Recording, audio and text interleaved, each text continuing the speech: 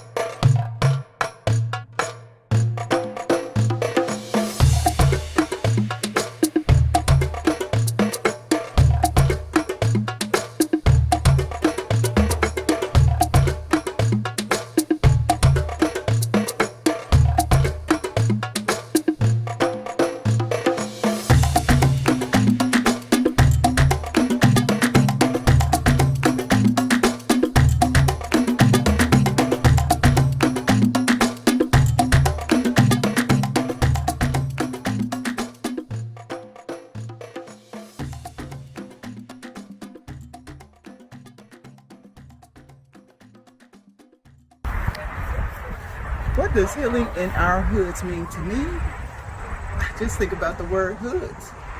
And hoods mean covering. And when we get up under the covering, especially those that call ourselves religious sects, churches, anybody and anything that brings us together as an entity, that's what I think about when I think about healing in the hood. We need to surpass all of the fear that has come upon us and do what we need to do in order to bring forth this living, wonderful thing called healing. And so with much peace and love and speaking to each other and receiving from each other, we will be healed in this hood.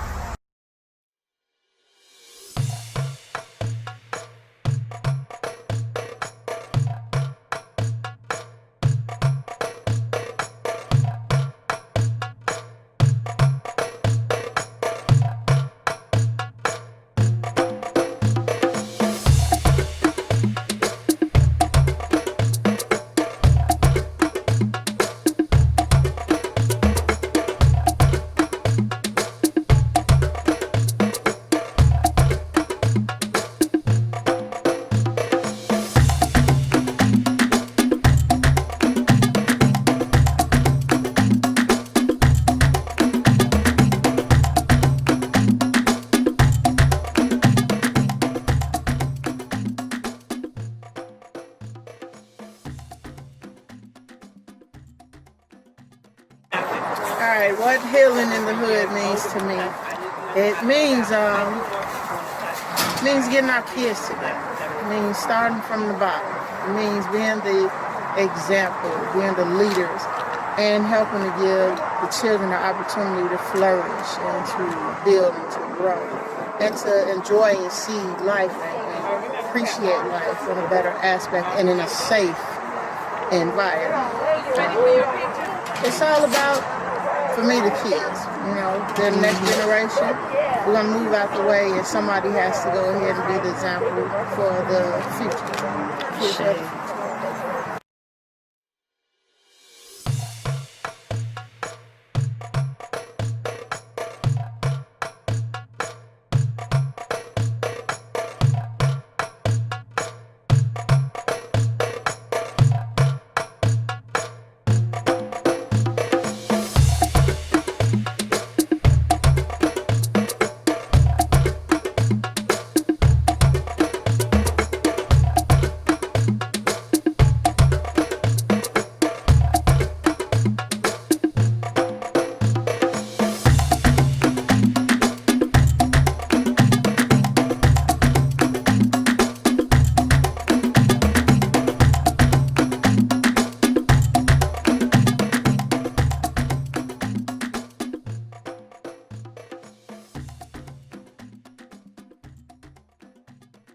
Well, what does healing in my hood mean to me? It means feeling safe and love and unity and being able to just love on my people without being scared. You know, we all need to come together and heal. We're experiencing so much trauma from the world, and healing is just in the hood. It will look like people taking care of each other instead of just walking past each other, ignoring each other, ignoring the youth, ignoring the homeless, ignoring the, you know, the people who are addicted to drugs. We just really just walk past each other like we don't exist. But if we heal, I mean, we can see each other, hear each other, and then help heal together. So, I mean, I imagine that being just a safe space full of love and, you know, building. So, Shay.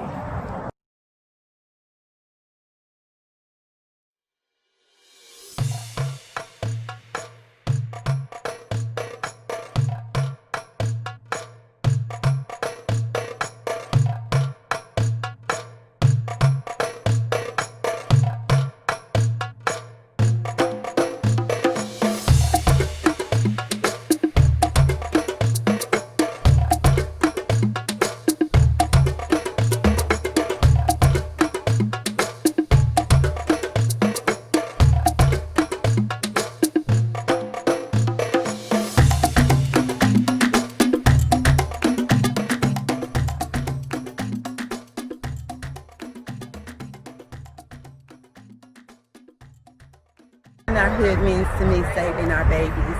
I look around and I see that our babies are dying every day. And that's so important to me because I wonder, you know, when the bullets are flying through our neighborhoods and it's 5 o'clock in the afternoon, what are we thinking? How could you harm this child? And how do you run away and not worry about what God is going to think about you in the end? Because he says, suffer the little children to come unto me. And I feel like if we can save our children, then it will help to save the world. So save our babies, save our black babies, save our children. okay, so healing in our hoods means to me healing black people as a whole, and ways I feel like we could do that is we could have outside gatherings like today, which is why we like peace circles that my mom does, because we're all together, we can all communicate, we could all talk, you know, kind of vent out our problems, how we feel, all those type of things. And yeah. What does healing in our hoods mean to me? I would say the first thing would be offering resources for parents to be able to parent their children. We often try to, as a parent, blame the teachers or blame the streets or blame the police or put blame elsewhere outside of our own selves. If we could just get resources to our parents, young parents, grandparents in some cases, that have raised children and now raising their grandchildren, it would be a better place to help save our kids. Our kids are the future, and we're not going to be around forever, which means we have to rely on those that will succeed us, and those are the babies.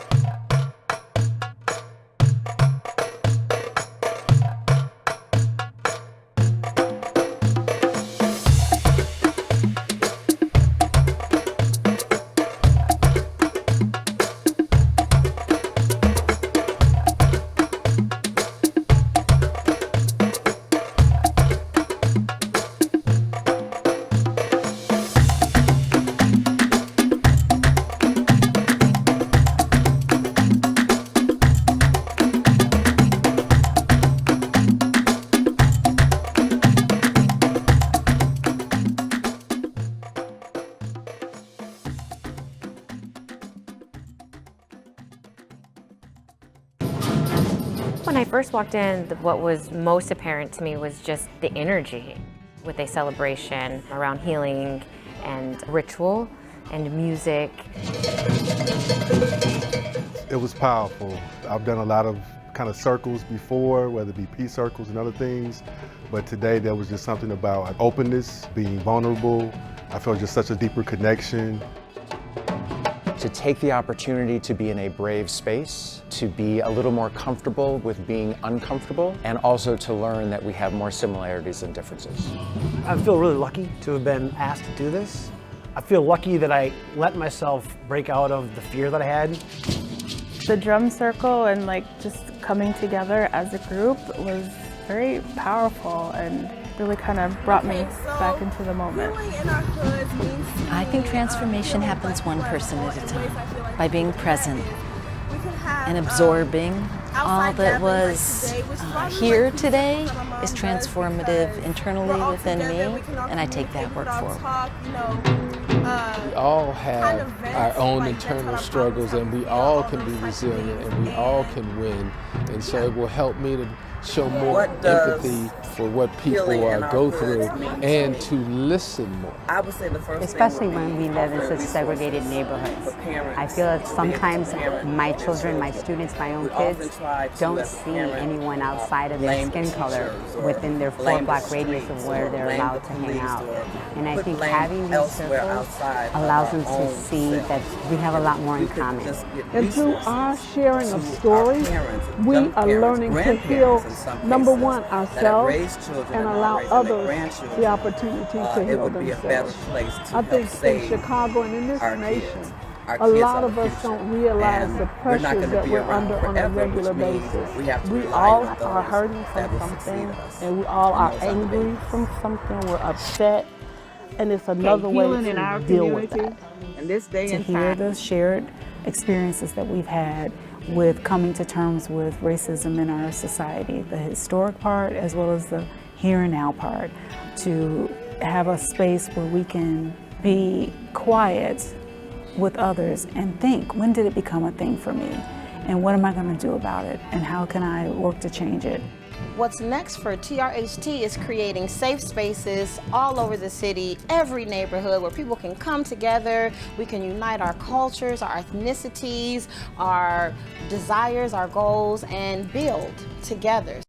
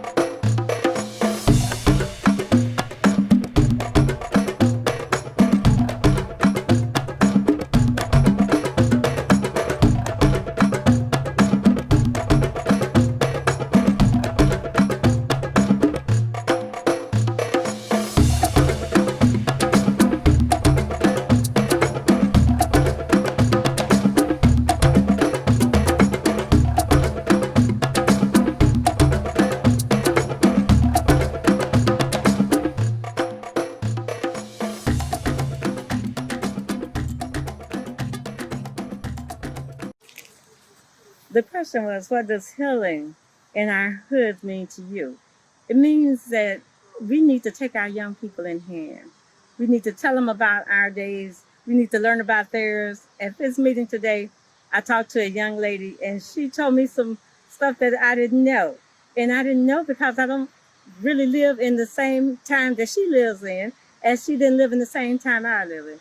So we can share our stories, we can share our love, we can just help each other if we can. Okay, so healing in our hoods, what that means to me, I just feel like it's like healing from like past traumas that we don't like deal with, like because Black people as a whole, like we like to like bury like traumas and stuff and sweep it under the rug. So like dealing with it, we really need to deal with it because it really affects us as a whole and everything, because nobody else is going to help us like heal. We got to heal ourselves. So this is really a good thing. So yeah.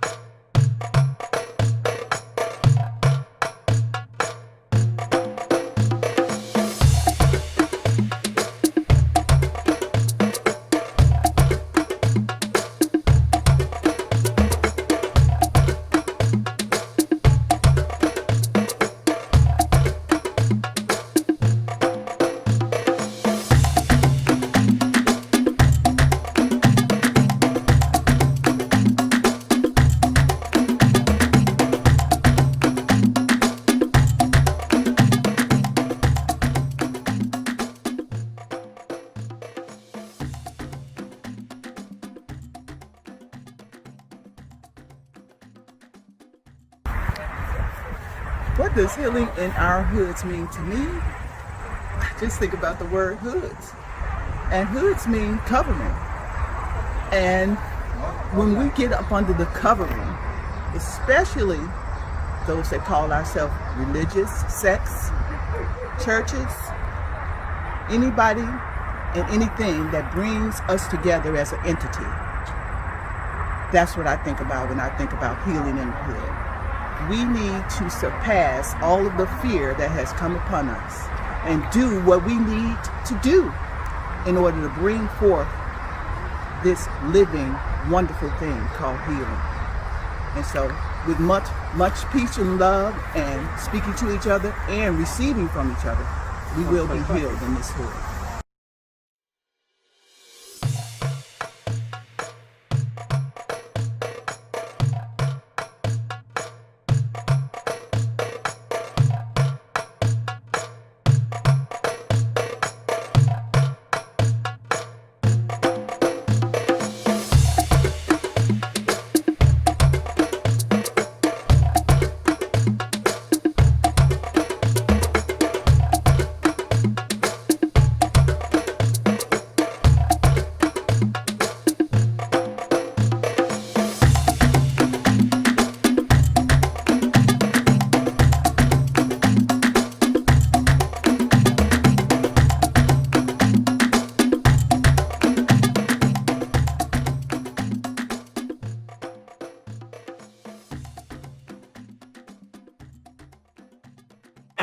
Alright, what healing in the hood means to me.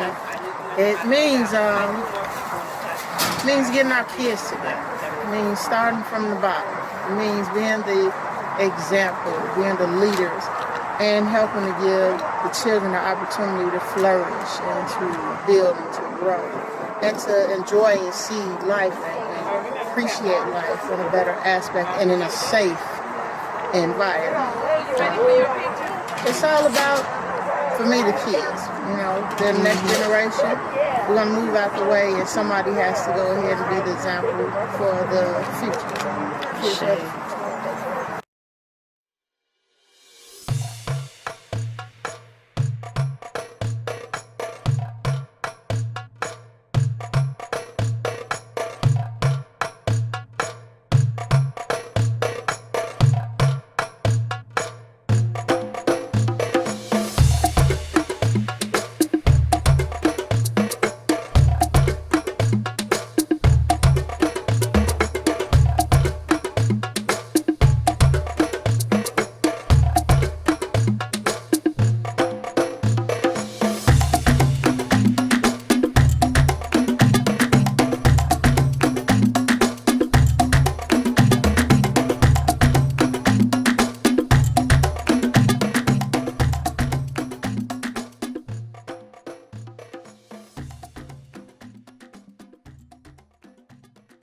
Well, what does healing in my hood mean to me?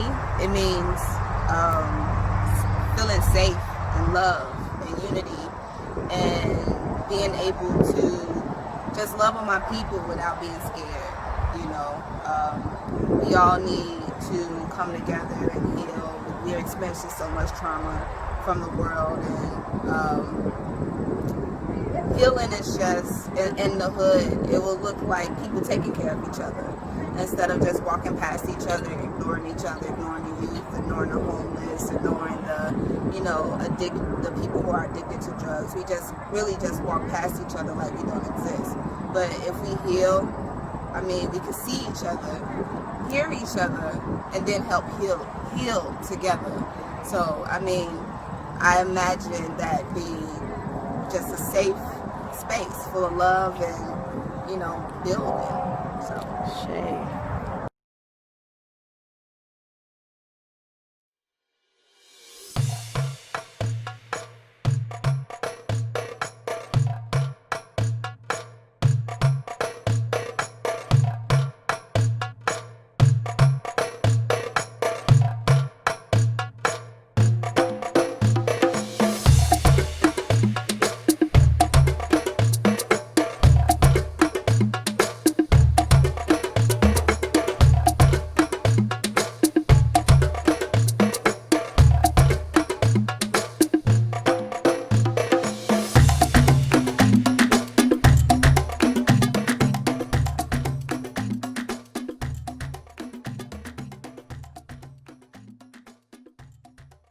Our hood means to me saving our babies.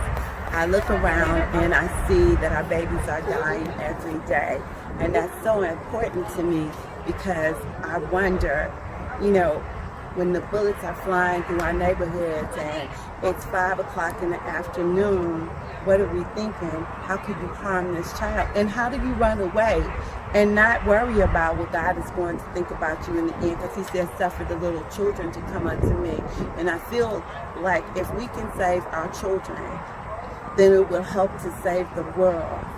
So save our babies, save our black babies, save our children. Okay, so healing in our hoods means to me healing black people as a whole, and ways I feel like we could do that is we could have outside gatherings like today, which is why I really like peace circles that my mom does, because we're all together, we can all communicate, we can all talk, you know, kind of vent out our problems, how we feel, all those type of things, and yeah. What does healing in our hoods mean to me? I would say the first thing would be offering resources for parents to be able to parent their children. We often try to, as a parent, blame the teachers or blame the streets or blame the police or put blame elsewhere outside of our own selves. If we could just get resources to our parents, young parents, grandparents in some cases, that have raised children and now raising their grandchildren, it would be a better place to help save our kids. Our kids are the future, and we're not going to be around forever, which means we have to rely on those that will succeed us, and those are the babies.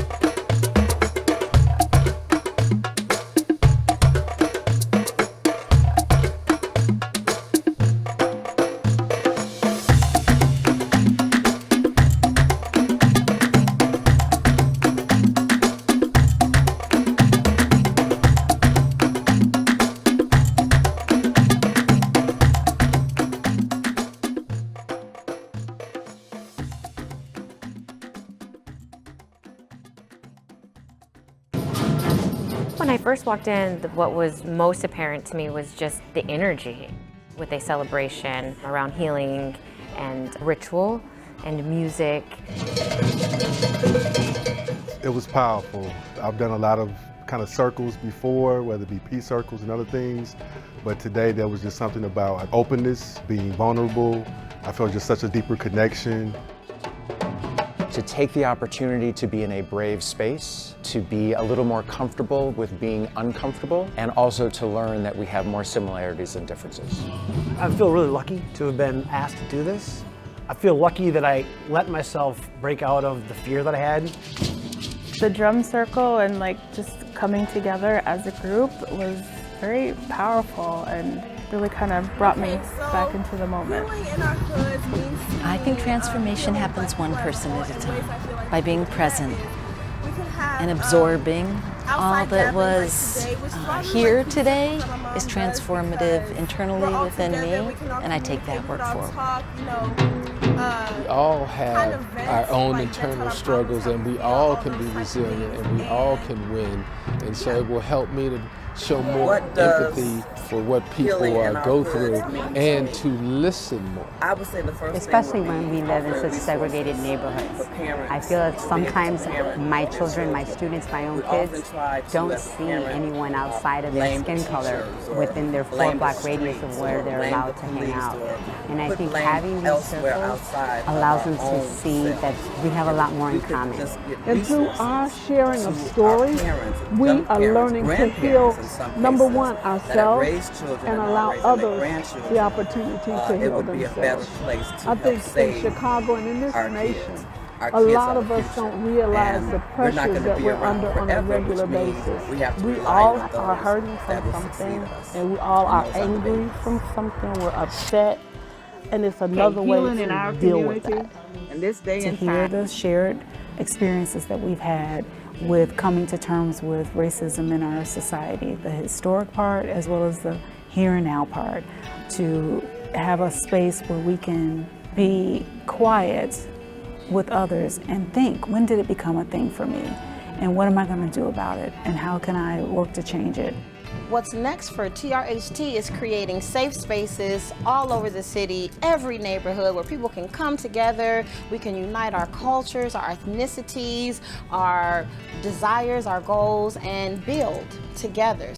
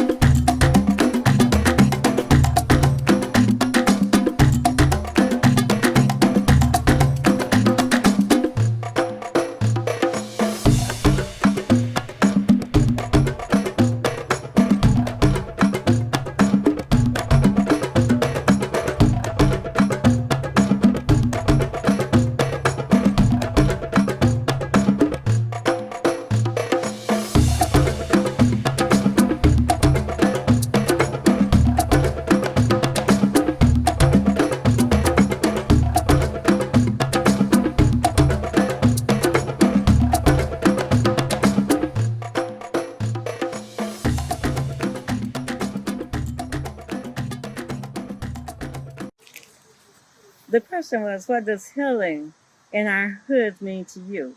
It means that we need to take our young people in hand.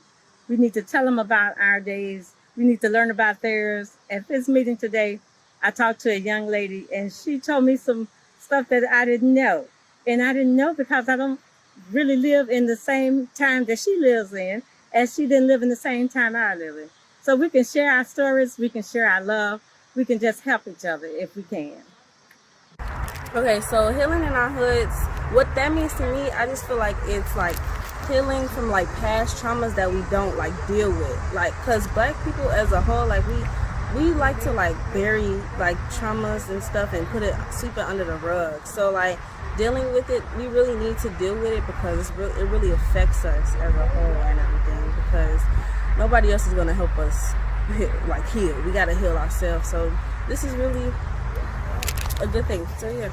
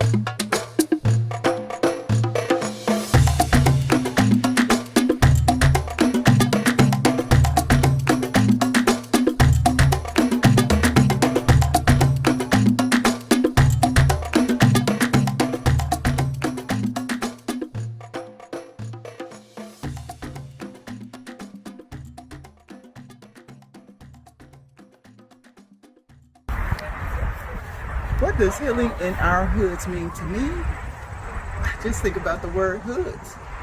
And hoods mean covering. And when we get up under the covering, especially those that call ourselves religious sects, churches, anybody and anything that brings us together as an entity, that's what I think about when I think about healing in the hood. We need to surpass all of the fear that has come upon us and do what we need to do in order to bring forth this living, wonderful thing called healing. And so with much peace and love and speaking to each other and receiving from each other, we will be healed in this hood.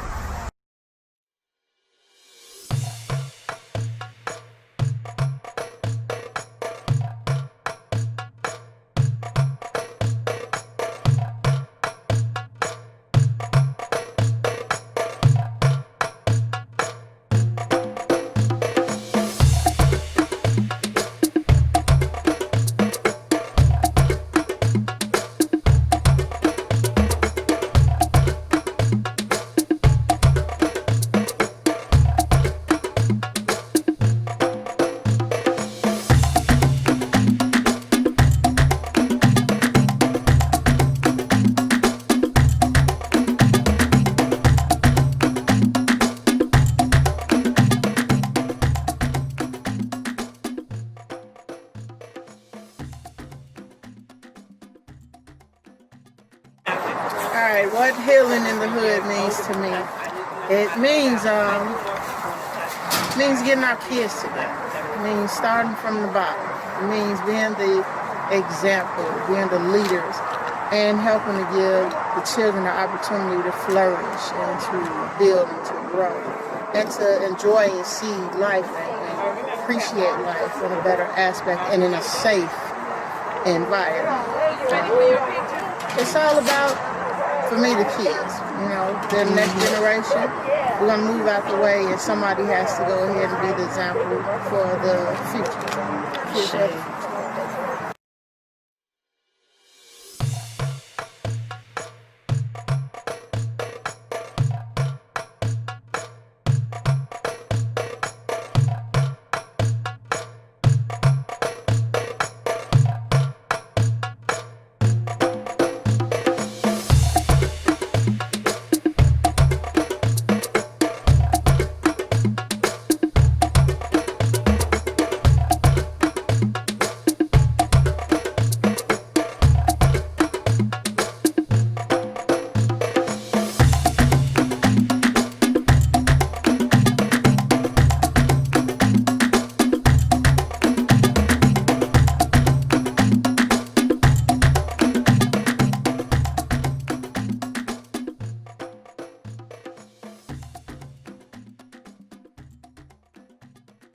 Well, what does healing in my hood mean to me? It means feeling safe and love and unity and being able to just love on my people without being scared. We all need to come together and heal. We're experiencing so much trauma from the world, and healing is just in the hood. It will look like people taking care of each other instead of just walking past each other, ignoring each other, ignoring the youth, ignoring the homeless, ignoring the the people who are addicted to drugs. We just really just walk past each other like we don't exist. But if we heal, I mean, we can see each other, hear each other, and then help heal together. So, I mean, I imagine that being just a safe space full of love and, building. So, Shay.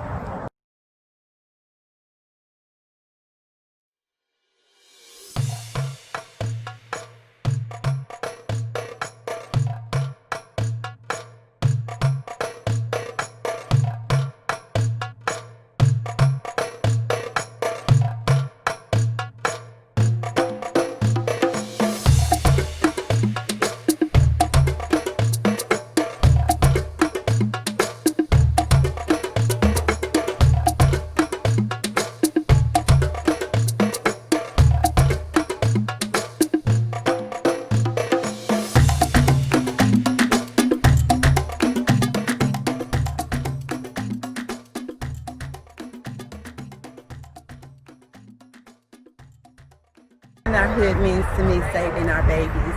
I look around and I see that our babies are dying every day.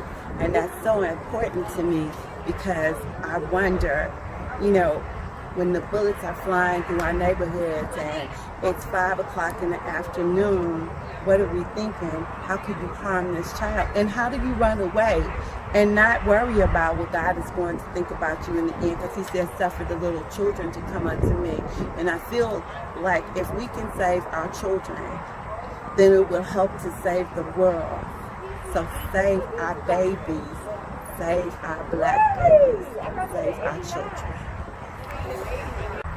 Okay, so healing in our hoods means to me healing black people as a whole, and ways I feel like we could do that is we could have outside gatherings like today, which is why I really like peace circles that my mom does, because we're all together, we can all communicate, we can all talk, kind of vent out our problems, how we feel, all those type of things, and yeah. What does healing in our hoods mean to me? I would say the first thing would be offering resources for parents to be able to parent their children. We often try to, as a parent, blame the teachers or blame the streets or blame the police or put blame elsewhere outside of our own selves. If we could just get resources to our parents, young parents, grandparents in some cases, that have raised children and now raising their grandchildren, it would be a better place to help save our kids. Our kids are the future, and we're not going to be around forever, which means we have to rely on those that will succeed us, and those are the babies.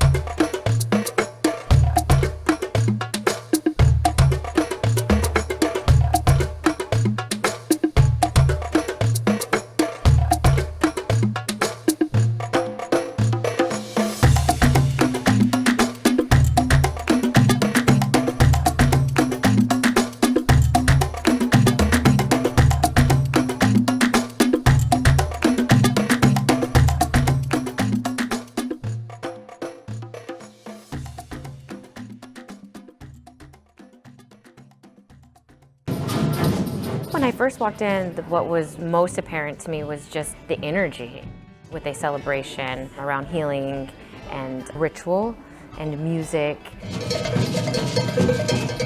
It was powerful. I've done a lot of kind of circles before, whether it be peace circles and other things, but today there was just something about openness, being vulnerable. I felt just such a deeper connection. to take the opportunity to be in a brave space, to be a little more comfortable with being uncomfortable, and also to learn that we have more similarities than differences. I feel really lucky to have been asked to do this. I feel lucky that I let myself break out of the fear that I had. The drum circle and just coming together as a group was very powerful and really kind of brought me back into the moment.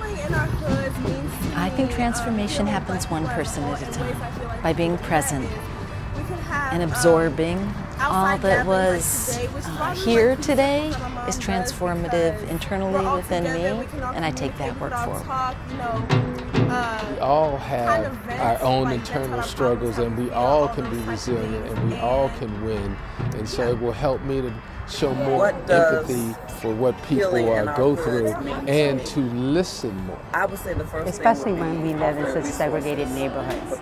I feel that sometimes my children, my students, my own kids don't see anyone outside of their skin color within their 4-block radius of where they're allowed to hang out. And I think having these circles allows them to see that we have a lot more in common. And through our sharing of stories, we are learning to heal, number one, ourselves, and allow others the opportunity to heal themselves. I think in Chicago and in this nation, a lot of us don't realize the pressures that we're under on a regular basis. We all are hurting from something, and we all are angry from something, we're upset, and it's another way to deal with that. In this day to and hear time, the shared experiences that we've had with coming to terms with racism in our society, the historic part as well as the here and now part, to have a space where we can be quiet with others and think, when did it become a thing for me? And what am I going to do about it? And how can I work to change it? What's next for TRHT is creating safe spaces all over the city, every neighborhood where people can come together, we can unite our cultures, our ethnicities, our desires, our goals, and build together.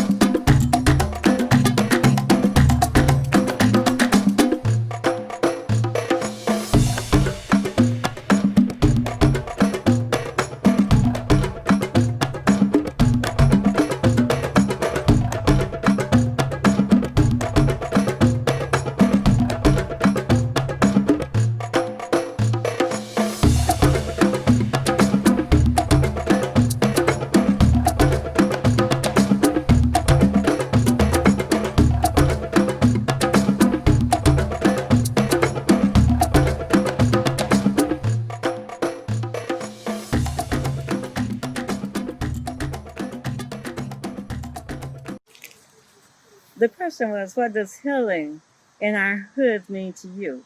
It means that we need to take our young people in hand. We need to tell them about our days. We need to learn about theirs. At this meeting today, I talked to a young lady and she told me some stuff that I didn't know.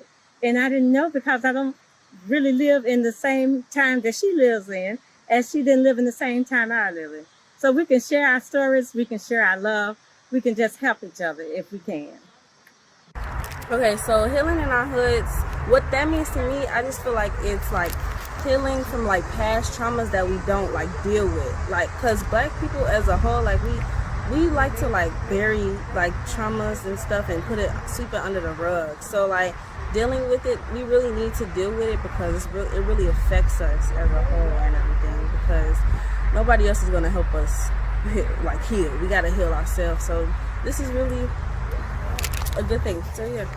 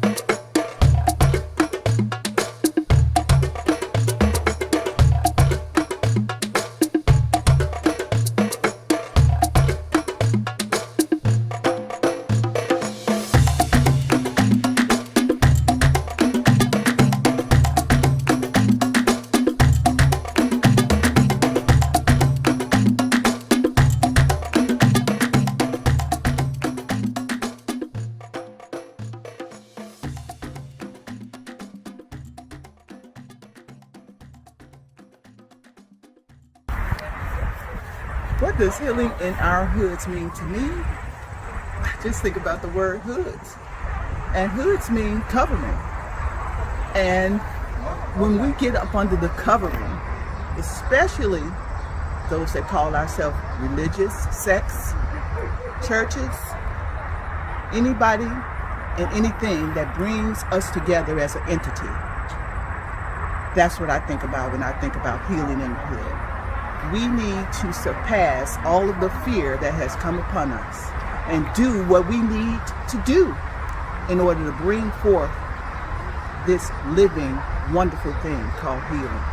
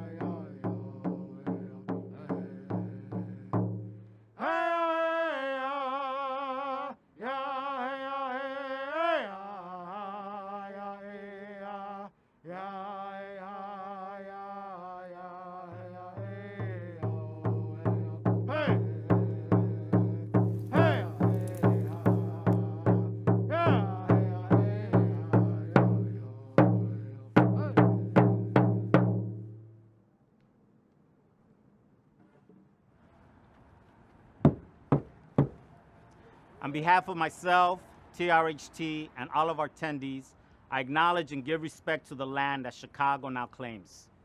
I'm thankful to be sitting in a place that has major waterways that created trading routes and urban lifestyles for many generations. Most importantly, I give honor and gratitude to the first people of this area who lived in relationship, cared for, and welcomed others to this area. I recognize the Potawatomi, the Ojibwe, and the Odawa nations as the signers of the Treaty of Chicago. And despite government lies and policies that enforce genocide of American Indians, Chicago today is home to the 6th largest urban Indian population and consists of members from well over 100 different tribal nations. We continue to live, love, work, play on these shared lands as our families and relations taught us to.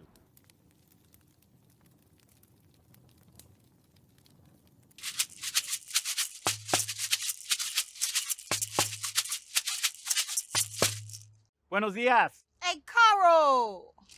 We are so grateful that you could be here with us today, celebrating our resilience and our recommitment to future generations. And first, let's begin by thanking David Spencer and Isan Niyol from the Red Line Drummers for the land acknowledgement today and for the blessing of the 5th annual National Day of Racial Healing. And that we know that despite the economic hardship, the death, and the suffering that we've all experienced, that we are survivors and that we are coming together today with love in our hearts and purpose in our actions. And so we are here today in front of the hideout because it sits on the banks of the Chicago River. And it's a reminder to us that in times of hardship, our people always turn to Mother Earth for protection, for nourishment, and for healing. And so we are making a collective commitment today to repairing our relationship to the land and fighting against the displacement of so many of our people. Yes, and we wish we could be in a close physical space with you together today, feeling the vibrations of the talking drum and our connections to one another. This is our 5th National Day of Racial Healing, which was founded by the amazing Dr. Gail Christopher, who we will hear from later today in our program. And today's event will allow us to move between moments like this, where we all see the same thing, and into Zoom breakout rooms, and then come back together again. So please note that when you are in those breakout groups, you will be able to speak to each other, and we need your active participation. And one way in which we could start building community today is by using the chat. So please connect with everyone by telling us what part of town you're joining us from, why you're here, what you're experiencing, and what you're learning. And our first breakout will be our racial healing circles. We will remember, acknowledge, and learn from our ancestors and share our stories of resilience and resistance. Many of you are familiar with the racial healing circles and how they bring us together to experience collective healing and inspire hope. We will be joined today by activists and artists from throughout the city. And we will be led by some incredible youth leaders in the second breakout session in the afternoon. They have borne the brunt of many of the current policies and practices that are based in racism and have been in the front lines of the racial justice movement. And they're going to provide us with some actionable next steps to make our lives, our community, and our region more equitable. Yes, the Solidarity Heals movement is about being more connected and loving each other, to be united in protecting our humanity and move forward away from fear and individualistic behaviors to a fierce ideology of love and respect for our humanity, regardless of race, and resolve against an economy that runs on human suffering. And today we have hundreds of people joining us. We have healers, faith leaders, community-based organizations, curanderos, and we are grateful for all the work that you do, because we are here in community as brothers and sisters supporting each other, and we cannot do this without you. Gracias. Thank you so much for joining us on this incredible journey. Speaking of journeys, join us as we together acknowledge our African ancestors.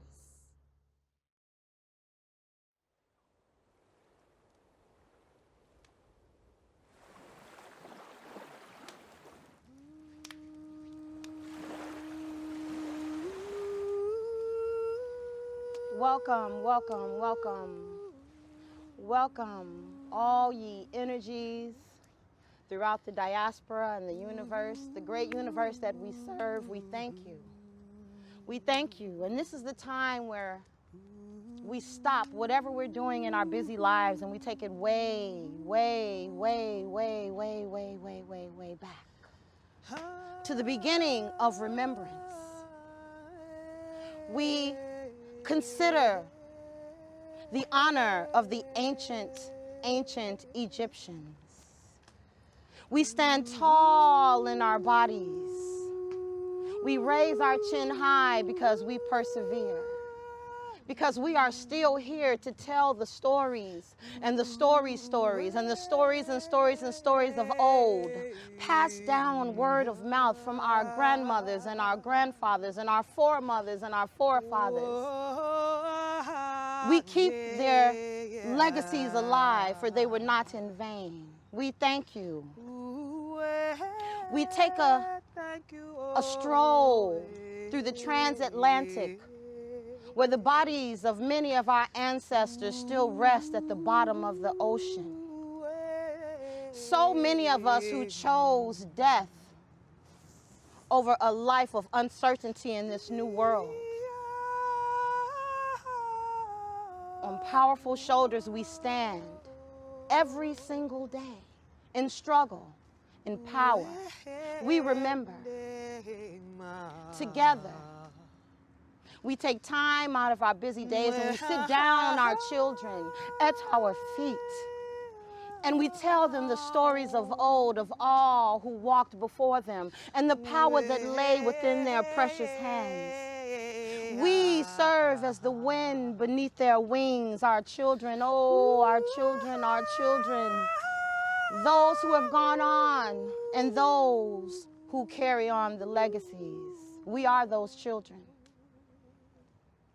Let us consider across the four corners of the world. Let us consider all of the brothers and sisters who work and who toil, who rise with the sun and set with the moon, who with their hands they create food for their families to nourish. From their hearts, they rear their children. With their eyes and neck, they look up to a heaven and they ask, what shall we do? For all of those brothers and sisters who live as we live, who breathe as we breathe, who we may never have the opportunity to see or touch or feel, but because they existed, we exist today together. On behalf of them, we stretch our arms to the heavens, bring our collective hands to our heart chakra, and together we say, Ashe. Ashe. Let us consider the mothers and the fathers. Each and every one of us has a story to tell. It is by no coincidence that we all stand here, born of a woman and a man, together, who through love, or some cases not, came together to create the beings that are us. We all have a story and a path that we have had to walk, some more sacrificial than others. Mothers and fathers are not perfect. They too seek a new world off into the under, here in this realm trying to figure it out. On behalf of all of the great mothers, as the trees that stand around us represent the power and tenacity of the great mothers. On behalf of the fathers whose seeds indwell the great mothers and create the beings that we are as we walk through the earth together. On behalf of all of the mothers and fathers, we thank you. We thank you.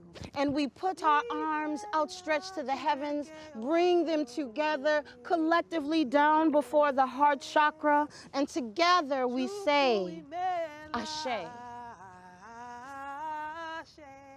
Let us consider all of the artists, all of the writers, and the poets and the creators and the change makers and the thinkers and all of those across the African diaspora who lived and died so that we could live today.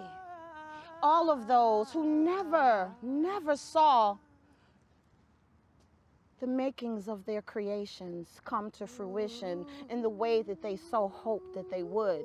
But somehow today we benefit from their works. Let us not forgive from whence they came. Let us consider the first writer. Let us consider the first dancer. Let us consider the first singer, the first scientist, the first. We are daughters and sons of the firsts. On behalf of all of those who gave of their lives on this plane, who toiled, who shed tears, who worked day and night, who burned the midnight oil, on behalf of all of them, let us together give thanks and let us sing and let us be the best that we can be at this time in this plane. Let us together on behalf of you. Your work is not in vain. Together we say, Adupweo, thank you. Hands to the sky, collectively down before the heart chakra, and we say Ashe. On behalf of all of the children, is there anyone out there who is with child? Wrap your hands around your wombs. For you are the future. You birth, you give life to the future of us. We thank you for what you Let us together think about the pathway from the ethers onto this realm, all that lay in between, from the beginning of us to our end. We are yet infinite souls who dwell in a very finite realm. This is all about seeking and searching and coming to terms with our purpose and who we are and whose we are and why we are here. Together, on behalf of the journey of all of the unborn who represent those who walk this earth before us. Together, we see you, young people. We see you, Adupweo. We thank you for being courageous enough to come back into this realm and try it again. On your behalf, we usher the water your way. And we say, Ashe. Ashe.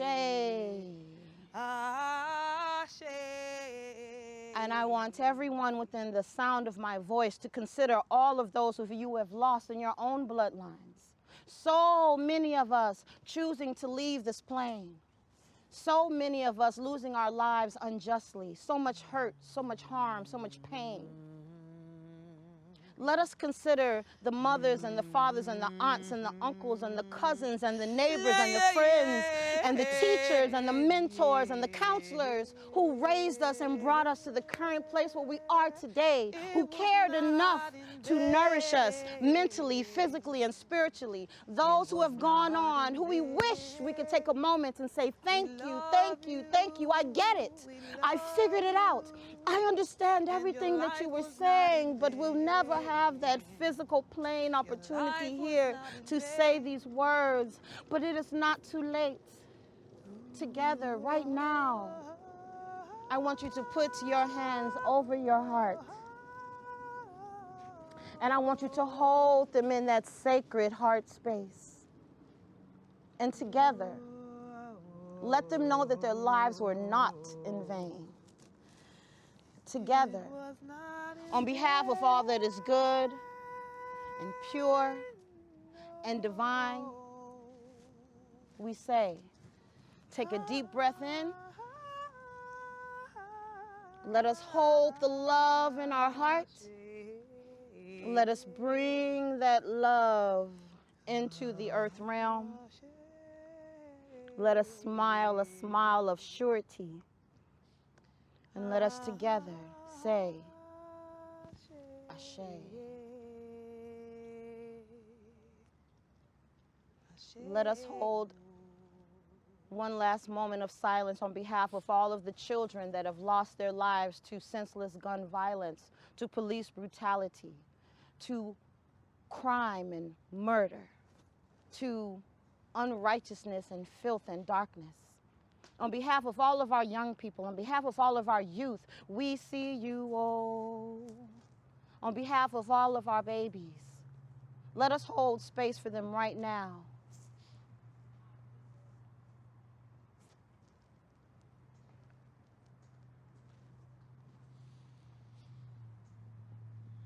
And together,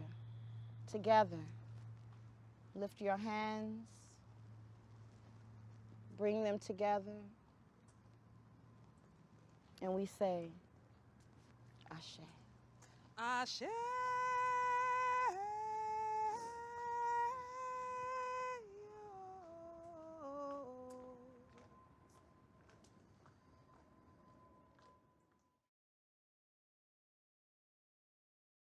And next, we will have Ayodele Drum and Dance, who will take us on a rhythmic journey across the African diaspora through dance.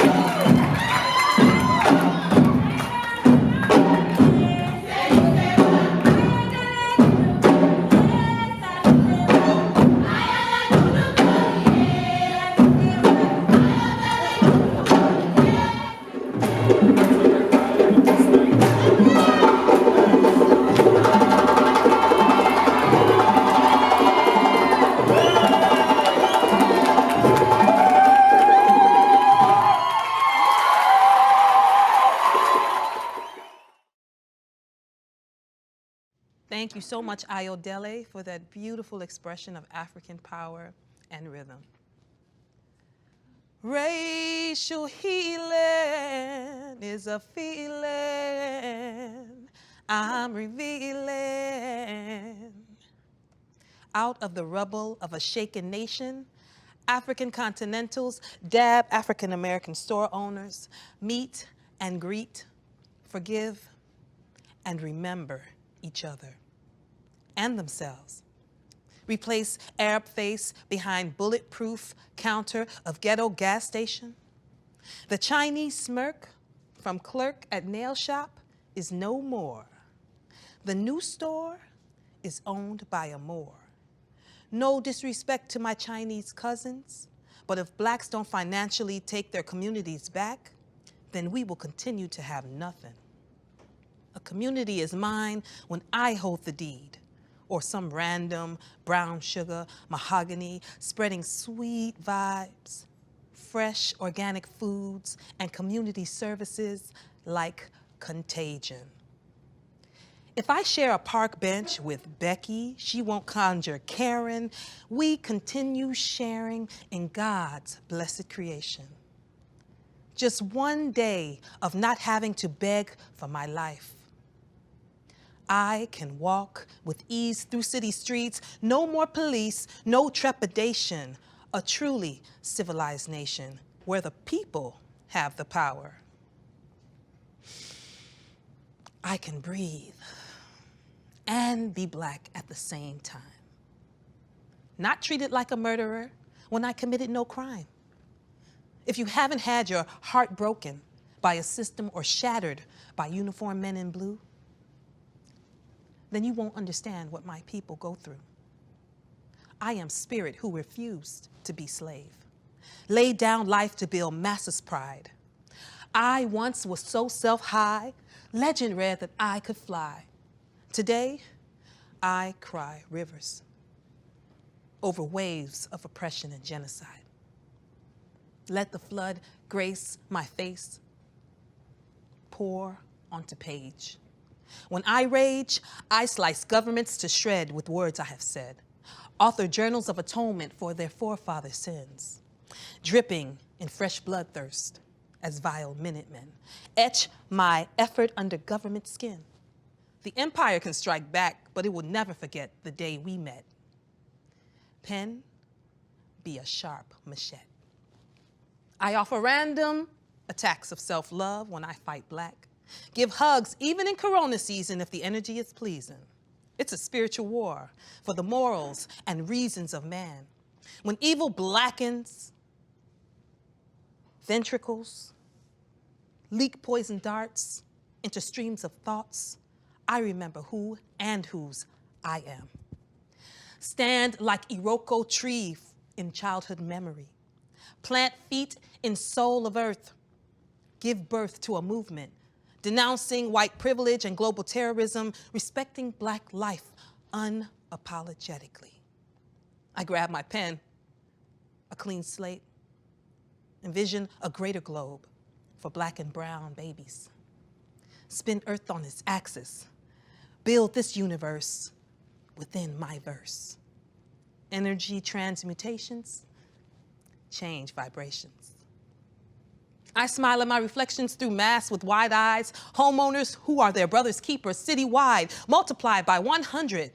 It don't matter what they say. We beautiful when we shine. Use resources, divine forces lay at my feet to enhance overstanding of how to live and what to eat. See, grace is a place I visit often. Rising above storms that form, dodging despair is an important stop on the road to self-care. Learning how to let go of centuries of tragedy lived in this body. Surrendering only to God in the beat of a heart synchronizing with my own in a peaceful home. I bury the dead in my bone that never knew a country, who live in the blood that boils, then bleeds out on concrete slabs as final resting places. Truth, courage, justice, and reparations positively position puzzle pieces fit. Restore image of black people thinking, loving, reading, laughing, building, praying, winning, fighting oppression together. Not each other forever. Forgiveness. This could be our new reality. We've come up with a strategy. TRHT. Racial healing is a feeling I'm revealing when I sit in sacred circle and listen with my whole heart open like my eyes, wide as the atmosphere above my head, just because someone listened and heard what I said. Sat in silence and visualized the depths of my cuts as I bled. No judgment, some compassion is all I'm asking. I am human, Black woman.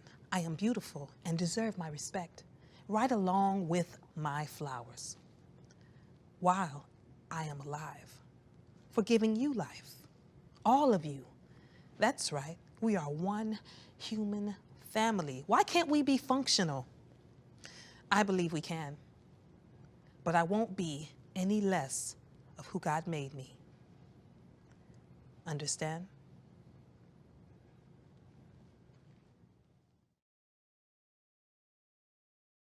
Greetings, everyone.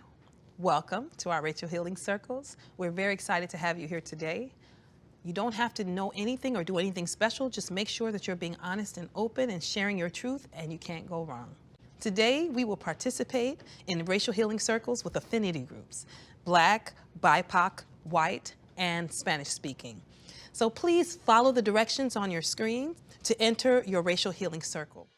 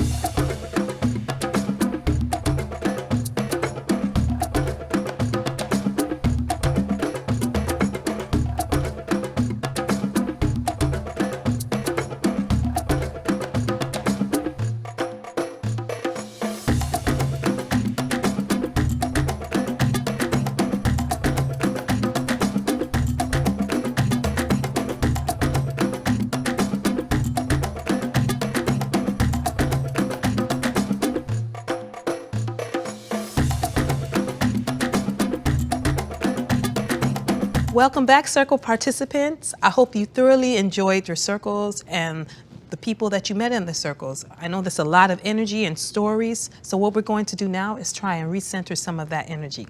So I'm gonna lead you through a few breaths, and I would love for you to follow me. So take a deep breath in through your nose and hold it, and then breathe it out, feeling looser and more fluid with every exhale. Breathe in again through the nose and hold it. Hold it. You can hold it. And now you breathe it out,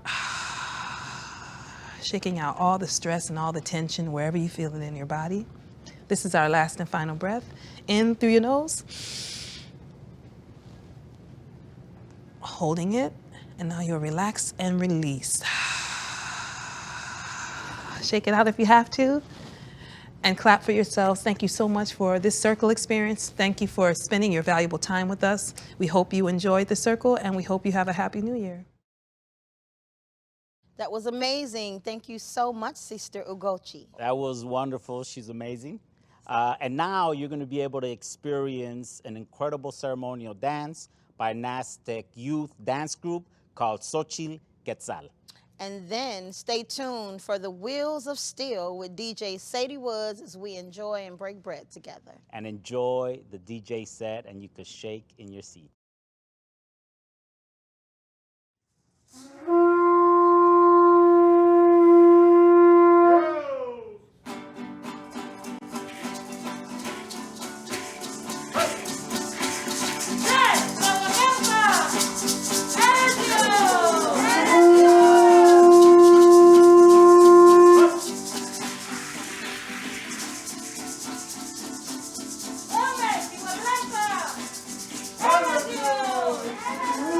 you.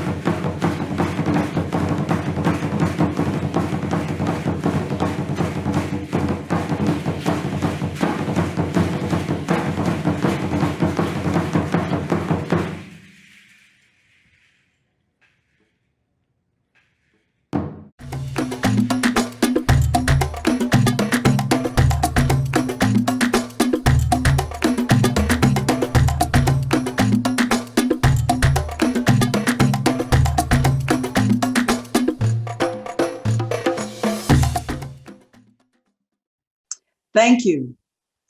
It is my pleasure and honor.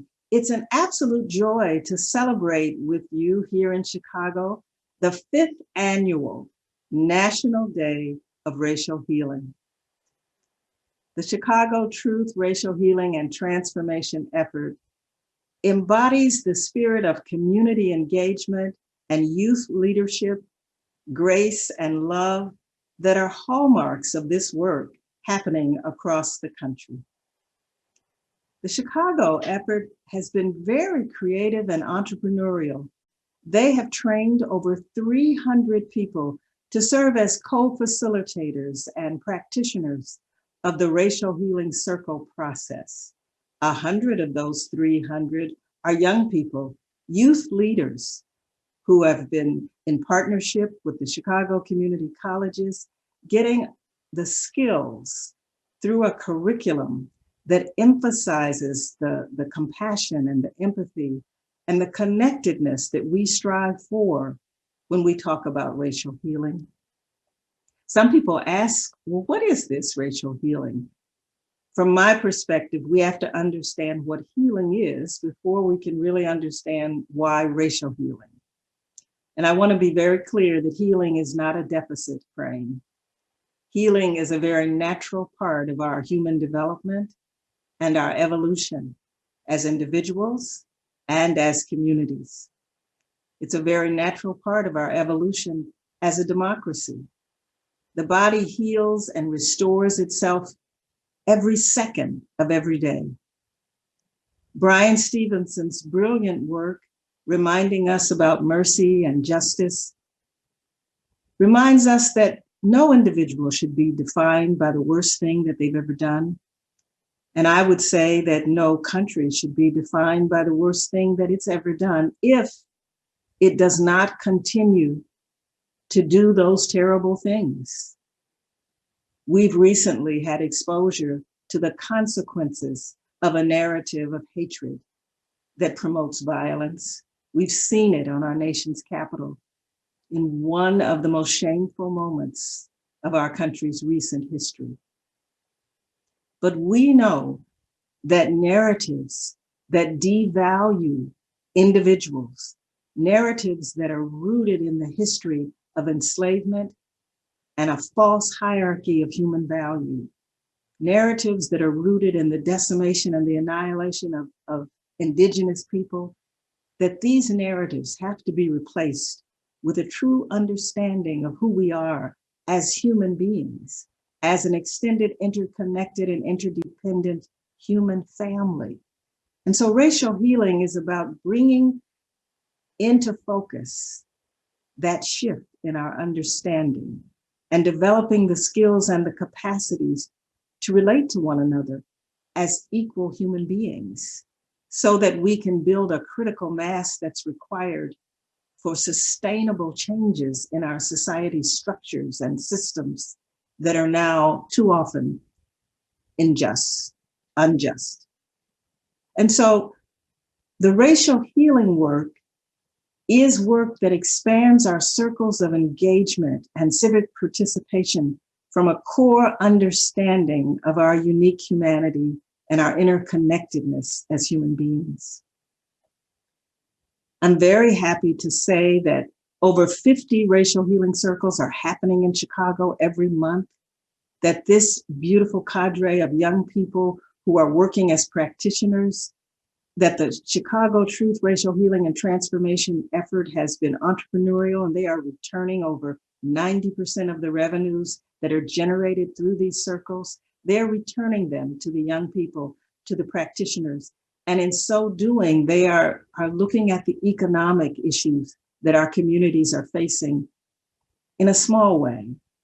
They're finding ways to deliver resources and revenues directly to the communities that are served and to the people that are serving in those communities. So they're modeling what our country has to embrace right now, which is the courage to face the truth of who we are, have been, but perhaps most importantly, the courage to face our potential to evolve beyond racism and to heal And so we are celebrating once again a day that brings us together as a community. Chicago's TRHT has, as I said, put young people at the front as leaders. And so I'm so excited that we're about to hear from a local ensemble of talented drummers and vocalists. Booyah. Take it away, Booyah.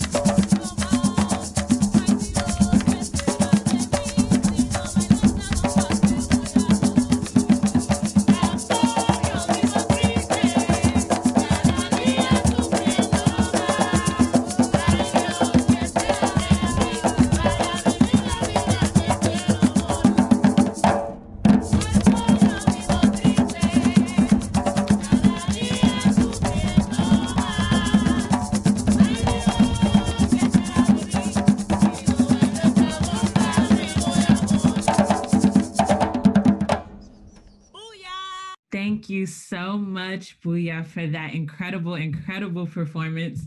Hello, everybody. I hope you're having a wonderful day. I hope you're having a wonderful time watching everything. My name is Damianti Wallace. I am the co-founder of Good Kids Mad City, and I am so happy to be here with you all today. Today, we will be talking to a bunch of youth who are part of different organizations who have similar goals. We have all been a part of this uprising that is happening in Chicago this past year, and all of the stuff that's been happening way before that. We have been on the ground doing work, and we want to make sure our voices are heard here today. So with that being said, I would like to let the panelists introduce themselves, starting with Chicago Freedom School. My name is JJ, and I'm a part of the Chicago Freedom School. The Chicago Freedom School is a nonprofit organization that intentionally serves Black and Brown young folks across the city of Chicago, specifically to engage young folks in learning about ourselves, one another, and understanding how we move through systems like government and schooling that are rooted in, anti-Blackness, white supremacy, and so many other oppressions. And it's just a beautiful thing to be able to come into a space and learn and unlearn things with people from across the city. Thank you so much, JJ. Next is Good Kids Mad City. Hi, my name is Darion. I'm from Good Kids Mad City. I joined 2 years ago. It's a youth organization for gun prevention and helping children that have mental health issues and more problems that they have going on at home to help them and bring them out of that space and get them in a more positive environment.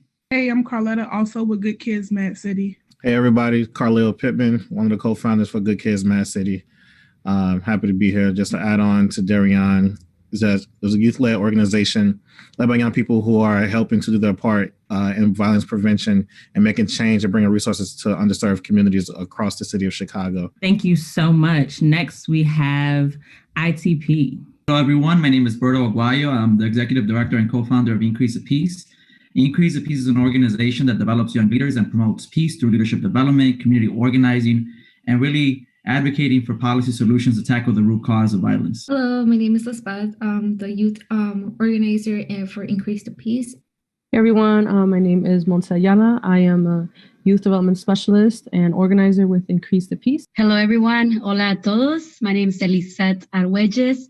I am the chief organizer of the Little Village chapter with Increase the Peace. Thank y'all so much. Next, we will have Healthy Hood Chicago. Hello, everyone. I'm Dee Dee from Healthy Hood Chicago. I run all merch and social media for the organization. Essentially, we're a nonprofit organization solely, well, before we were working as health and wellness, and since COVID, we have thus shifted, and we're really here just as a health and wellness service organization, catering to underserved communities in Chicago. Thank you. Next, we will have the Logan Square Neighborhood Association. Hi, everyone. I'm Lucia LaMagna with the Logan Square Youth Leadership Program. This community-based program praises diversity, highlights the voice of the youth, and strengthens the community through social justice change. We strive to spark conversations about gentrification, unequal fund allocations to schools, segregation among Chicago neighborhoods, and racial healing. As we make interpersonal connections with each other during the duration of our meets, we collectively aim to promote racial healing in all settings, as we ourselves endeavor in racial and social awakenings. One of our most recent projects was distributing homemade kits to single mothers and families who were hit hard by COVID. We urge the youth out there to join us in advocating for policy change. Thank you for that wonderful explanation. Next, we will have Southeast Youth Alliance. Hi, my name is Rumenas. I'm one of the lead organizers for the Southeast Youth Alliance.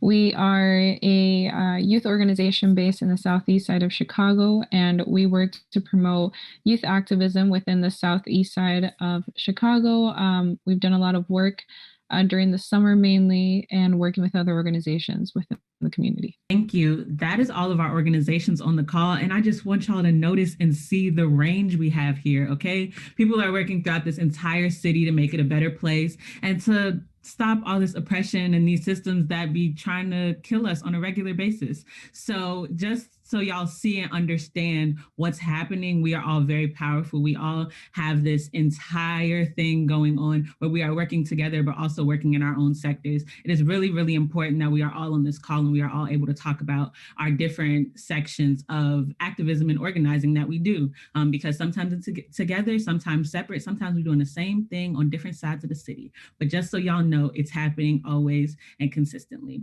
So, to get into this first question, it is a general question for everyone. We'll go through each organization to make sure that everybody has an opportunity to answer it and you're able to understand it fully. So the question is, from your perspective or the perspective of your organization, what are ways that we can heal from harm? How is your organization advancing those healing efforts? And so we will go back full circle and start with Chicago Freedom School. JJ? Hey, so yeah, definitely. How are we healing from harm? A big thing, this was really big for me in the 2020 year, was, understanding what even healing is, and how it affects us. So I would say that a way for us to heal is through building community. I think that there is no such thing as, obtaining, Black and brown liberation, which is, the goal, without us healing, through our harm. And I think that is so important that, we're healing through this by not perpetuating the harm that's, that's caused on us. We want to create a world where we want to be free to express ourselves. We want to be free to be whoever we are. And I think that Chicago Freedom School really does that by bringing young folks from all across the city. In this space, you're going to see, people from Gage Park, people from the south side of Chicago, and meet people that you probably would not have met otherwise. Thank you. Next, we will have Good Kids Mad City. Carlil. There's different cycles in our communities that we need to break. So being able to bring much needed resources, understanding what the issue is in the first place, right? So being able to educate our youth, educate our families on the different things that are happening that are not just based on that community, right? But just years of systematic racism and oppression alongside with the normalization of these different traumas that we see on an everyday basis in our communities, right? So being able to bring in the services and things that we need to be able to start that healing process.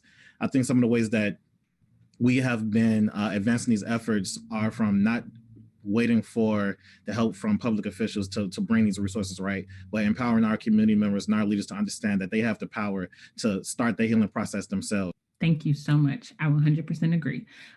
Next, we will have Healthy Hood Chicago. Didi. Being in the Black and Brown community, myself being a Black and Brown individual, a part of the LGBTQ community, also a woman. So we all know that therapy sessions is not abundant. It's not abundant for all of us. So it's very hard for us to, number one, get the insurance to pay for the therapy, to actually think that it's okay to go to therapy, because throughout the Black and Brown community, it's kind of, frowned upon. And at Healthy Hood, we launched the Get Your Mind Right program last year.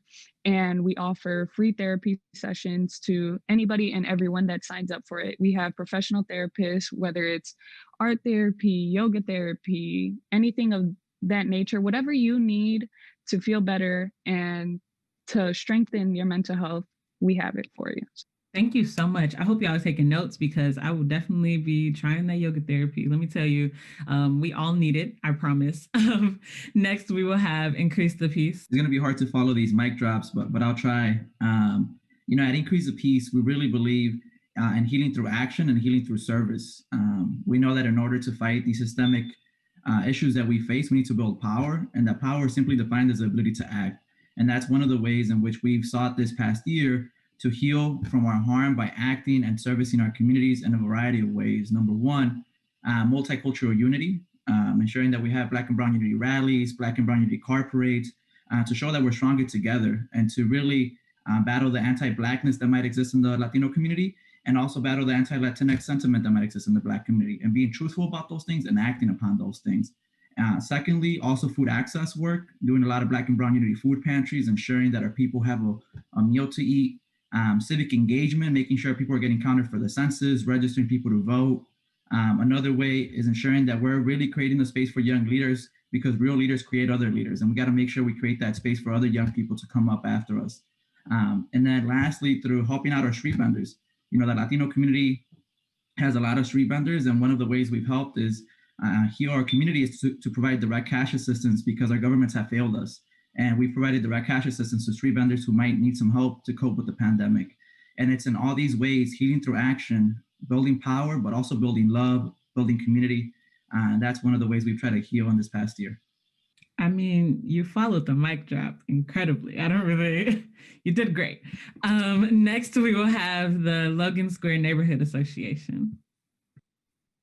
Hello again. I just want to say I completely agree with everything that's been said. I think it's so important to strengthen community and to empower and to enlighten our youth. And as a youth member myself, part of the LSNA, I can say that I'm enlightened to stand with everyone, to heal, to acknowledge that, to heal through solidarity and unity. I think these are all such important things to carry with us, especially in times like these.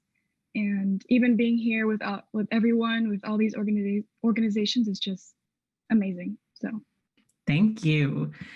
Lastly, we will have the Southeast Youth Alliance. I do believe that there can't be healing in a community and healing within ourselves unless we address the harm that has already been done within these Black and Brown communities. Throughout this time, it's been especially hard to, address these issues and to attend. I understand, these marches, these protests, chest because of COVID. But as a youth-led organization, we've done the best that we can to bring to light the issues that are within our own community, the anti-Blackness, the racism, the things that we have faced so far, and starting that healing process. Thank you so much. I hope y'all heard all those answers and understand that it's very important to have a strong foundation to build off of. That's what these organizations are creating. They are helping their communities and doing what needs to be done to make it happen, okay? My heart is so full right now listening to all of y'all and listening to these programs that I didn't even know about, so I'm sure other people didn't know about. Now we will do something a little bit more targeted. It will be specific questions toward each organization. So I will say the question and then I'll say your organization name, or vice versa, depending on how I'm feeling. But we will make sure that that question gets to you, and then we can build from there. So full circle again, we will start with Chicago Freedom School. So your question is, can you talk a little bit about the work that Project Heal Us is doing to support and build youth leaders in Chicago? Yeah, so Project Heal Us is actually run by our wellness coordinator, Jacqueline Hamilton. I was introduced to things like Black liberation. I was introduced into things such as transformative and restorative justice. Through this program, I was able to learn what Black healing looked like, what Black healing felt like, specifically targeted towards, letting, opening up to understanding what healing means to us personally, and also to us like organizationally. To understand, that, everyone's healing is not linear, and that healing is not set in stone for, what it means. I think that a lot of times we have these, conceptions that healing, we need to go to, a masseuse, and then we need to go through this therapy. But no, healing looked like for me this summer dancing around at protests. Healing looked like for me this summer, singing some chants and stuff like that. And just understanding that my way of healing is not your way of healing. My processes are not your processes. And I think I got to learn a lot of that through Project Heal Us. And I think that the whole Project Heal Us is always so personal. And that it never means the same thing to anyone. And then you could ask anybody from Chicago Freedom School, we'd be like, nah, I got completely something different from that. So yeah, I think that, the work that Project Heal Us is doing is, opening up for us to be able to, have racial healing, to have Black liberation, brown liberation. So yeah, that's Project Heal Us for y'all. Talk about it, because if you missed JJ dancing at the protest this summer, I promise you missed getting your entire life. But go find the videos on Twitter because they are there. So next I will be asking Good Kids Mad City a question. So y'all ready? Y'all prepped? What have the mutual aid and community relief efforts of Good Kids Mad City looked like during the past year, and why has it been central to your work as an organization? Well, what our community relief look like, we have been doing Feed the Blocks, where we set up somewhere in our community and feed the homeless people or anybody that wants some food. We're not shunning anybody away.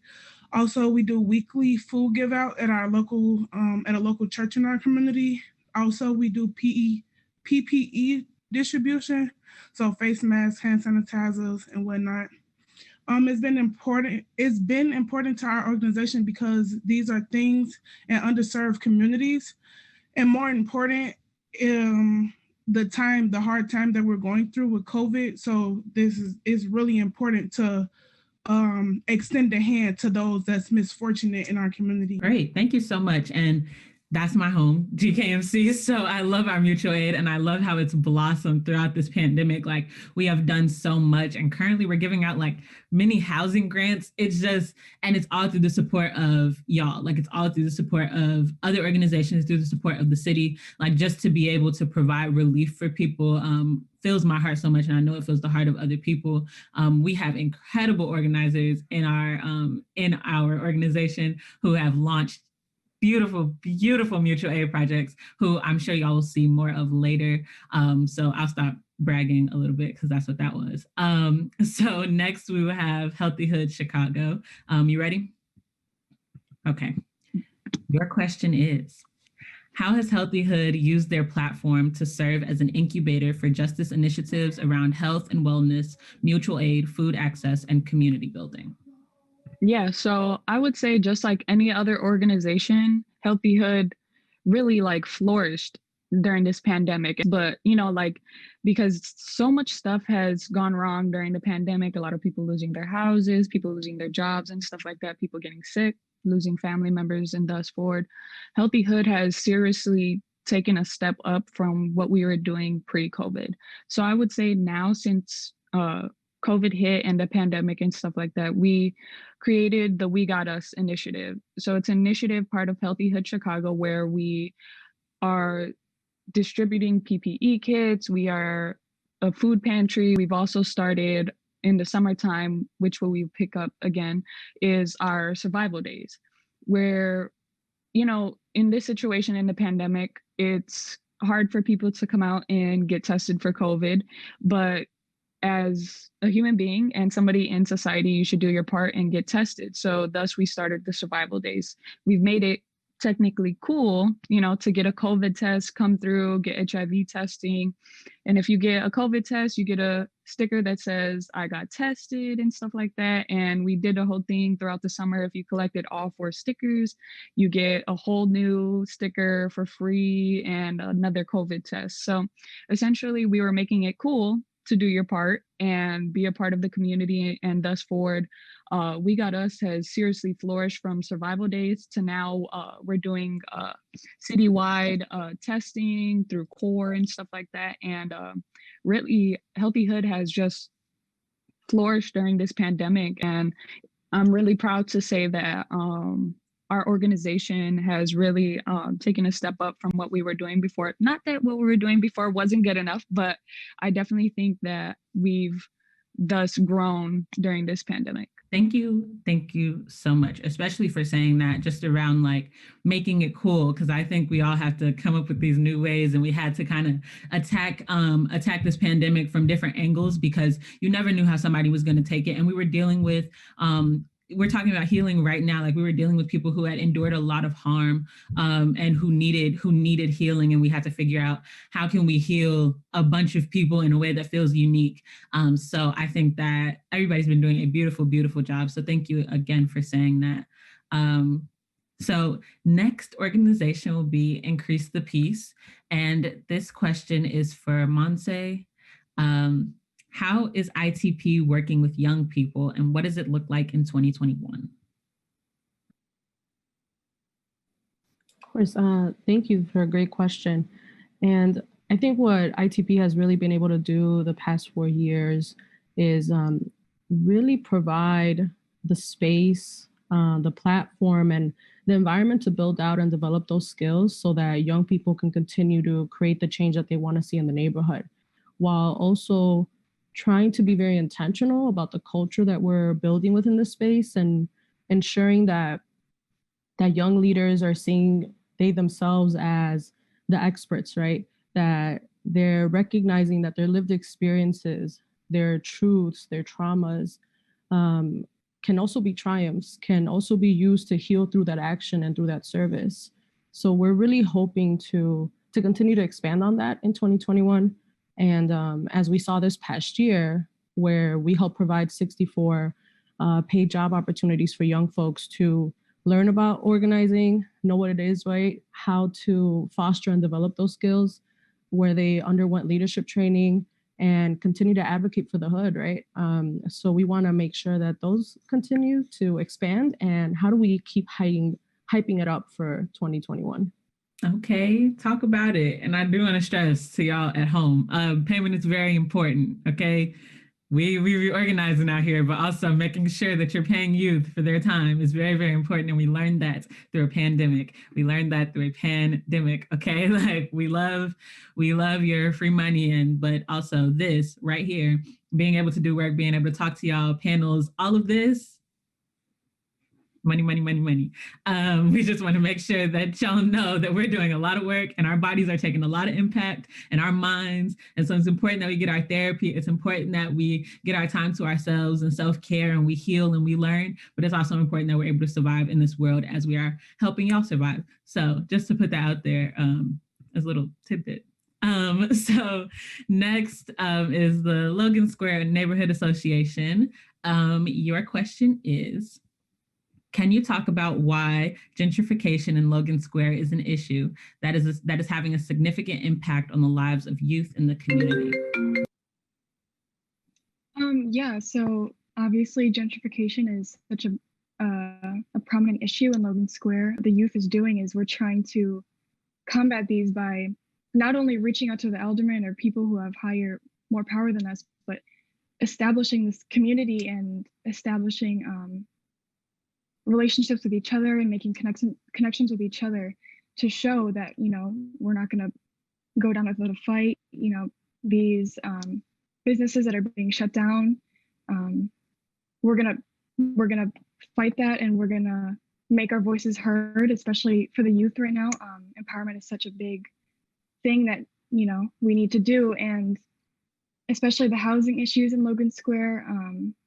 I know LSNA, we are working very hard at the housing crisis in Logan Square, and the youth, we distributed packages to, I mean, not packages, but care packages to single mothers and families who lost their home and who are struggling through COVID right now. And we didn't approach this like charity. We approached it as, you know, we took meaningful conversations about learning how to be critical of the political systems that set these families up for failure in the first place. We worked towards exposing the root causes of these conditions, and we can educate ourselves about the policies that are automatically putting brown and black people at financial risk. And so, yeah, that's what we're doing at LSNA. Thank you, thank you, thank you. We keep learning about so much stuff. Make sure y'all are writing this down. So last but not least, we have Southeast Youth Alliance. Your question's a little hefty. I'm gonna let you know that right now, but I think you got it. Can you tell us about the work that Southeast Youth Alliance has done to bring issues of environmental racism and injustice to the forefront, particularly as it relates to the proposed relocation of General Iron? Yeah, I definitely can. So I think for a while, our neighborhood, I mean, a lot of the families that live in the neighborhood come from steel mill families. That's kind of like what they grew up with. That's what they've lived with. And so for them, another recycling facility such as General Iron seemed like a normal thing, and it seemed okay. But I think a lot of the youth and a lot of the younger generations saw that this probably wasn't the best move for our neighborhood, especially if, you know, we continue to live in it. We would want a better livelihood for ourselves and any future generations. And so we've partnered up with Southeast Coalition to Ban Pet Coke, with the Southeast Environmental Task Force, many organizations within the Southeast side that are equally fighting to not have General Iron come to the Southeast neighborhood. So, you know, we've done stuff like, you know, participated in organizing protests throughout the neighborhood, as well as connecting with other orgs outside of our own neighborhood. So like El Vejo in Little Village, and we worked alongside them, you know, whether it's like through flyers, interviews, putting the word out to different news outlets.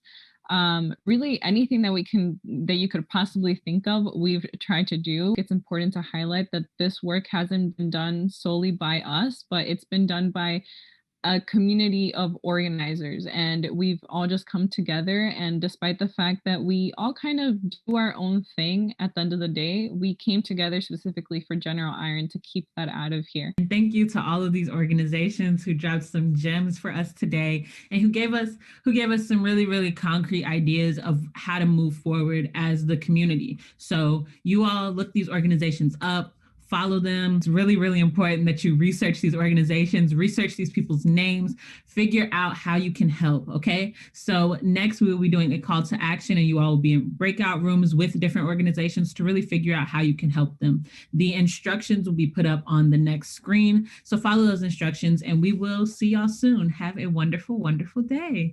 Bye.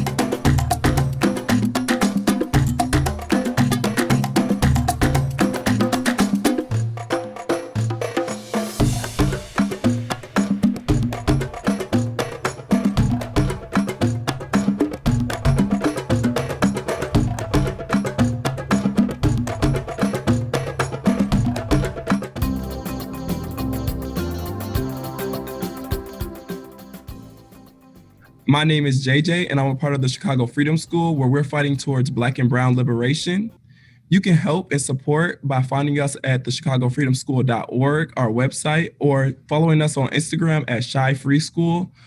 We also have programs such as the Summer Institute, Project Heal Us, where we're able to, bring in young folks and folks from all across the city. My name is Damianti Wallace. I am the co-founder of Good Kids Mad City. We are based here in Chicago. Some things that we focus on, or some ways that you can help us really is following us on social media at GKMC18.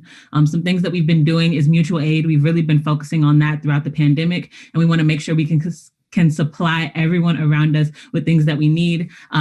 Pull up on us at Boxville every Thursday, and make sure that you're following us on social media, get more updates. We will be launching a housing initiative, more mutual aid projects, and just make sure that you are supporting us and figuring out ways to support us at GKMC18. Okay, thank you so much. My name is Dee Dee. I am from Healthy Hood Chicago. We are based in Pilsen.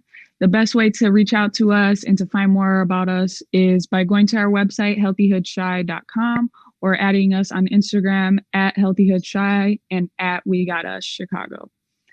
DM us if you need anything. We're always open. Click that link in our bio. Yeah, thank you. My name is Berto Aguayo, and I'm with Increase of Peace. Increase of Peace is an organization that develops young leaders and promotes peace through leadership development, community organizing, and advocating for solutions that tackle the root cause of violence in the South Side of Chicago.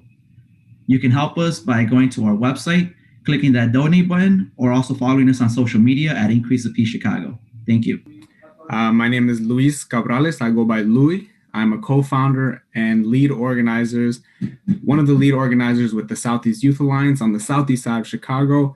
Our mission is to amplify opportunities and develop the next generation of community leaders on the Southeast side of Chicago. Our mission is, and our goal has always been to focus the organizing around the youth of our neighborhood. We've always wanted to be about changing the narrative of this part of the city.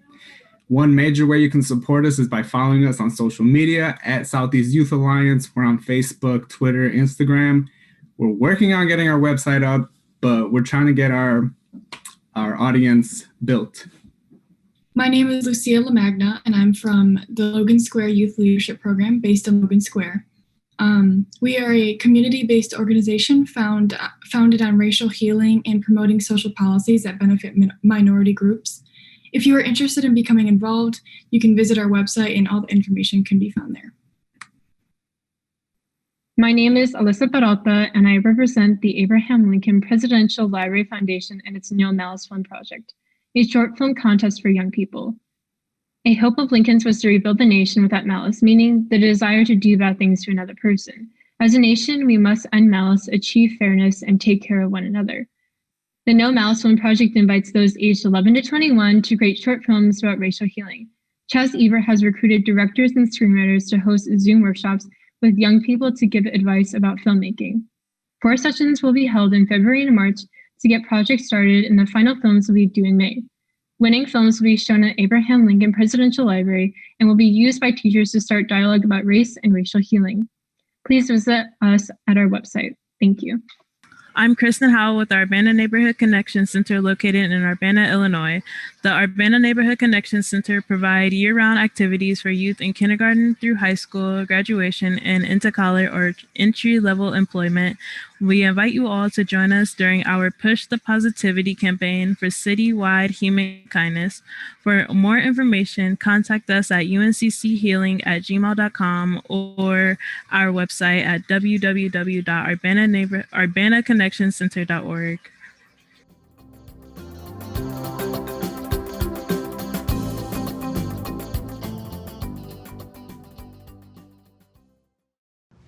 What an amazing time we've had. And we're so grateful that you were able to join us today for the 5th annual National Day of Racial Healing. And we hope that something that you saw today, be it a circle, be it a performance, really inspired you to greatness as we continue forth in this movement of solidarity. And today we had an amazing day. We started with renewing our commitment to Mother Earth. We were able to honor our ancestors and then also to be in connection with each other in the rooms. I hope everybody enjoyed that if you haven't done that before. And so we want to make sure that you were able to experience that, because when you heard from the young people today, we wanted to be clear that they are the ones that are leading this racial justice movement for the betterment of our city, for our state, and for our community. Absolutely, they were so powerful. And the young people here today really highlighted the critical need for you, for me, for all of us to come together and stand with them in solidarity and answer their call to action in not just word, but deed. Because we need to challenge the systemic racism that's going around out here. We need to build more political power together with the young people at the forefront. And we need to make the change needed to help them thrive and succeed. And what I got from them is that the time is now, that in order for us to really be able to move towards equity is by us to take an action together. Yep. And for us to be able to do this. But we still need to sustain this work. And the journey of healing and the journey of truth-telling and the journey of transformation, we need to do it together. So this is why we are also going to start our 4-week circle session pretty soon. You're going to receive that information. It's free and open to everyone. And you could also go to transformshy.com to find out more about us and about the circle series. Whew, that was a mouthful, and we've been through a lot over these last few days. So we just thank you so much for spending the day with us today, and we just hope that you're inspired. But we want you to stay tuned, because you're going to see from one of incredible drumming groups, Wori Sori, the Korean drum group, because they're going to demonstrate how it is for us to march to the beat of one drum. Power.